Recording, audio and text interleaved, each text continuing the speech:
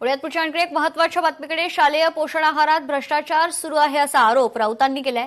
आंबेगावच्या अंगणवाडी सेविकेनं प्रश्न उपस्थित केले. समस्या मांडणाऱ्या नगरसेविकेला निलंबित करता शालेय पोषण आहारातील भ्रष्टाचार आधी थांबवा असं म्हणत संजय राऊतांनी निशाणा साधलाय.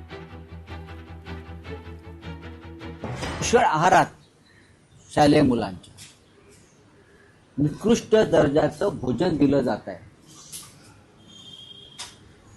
आंबेगावमध्ये एका शाळेमध्ये कच्चं धान्य, कच्चा वाटाणा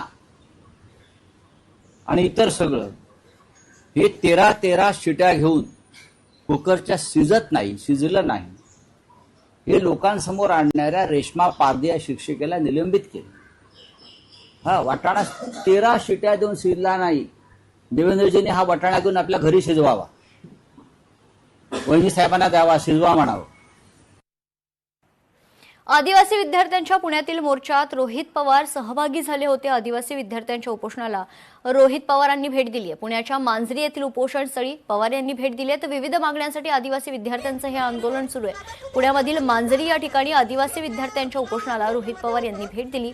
आदिवासी विद्यार्थ्यांच्या पुण्यातील मोर्चात रोहित पवार सहभागी झाले होते.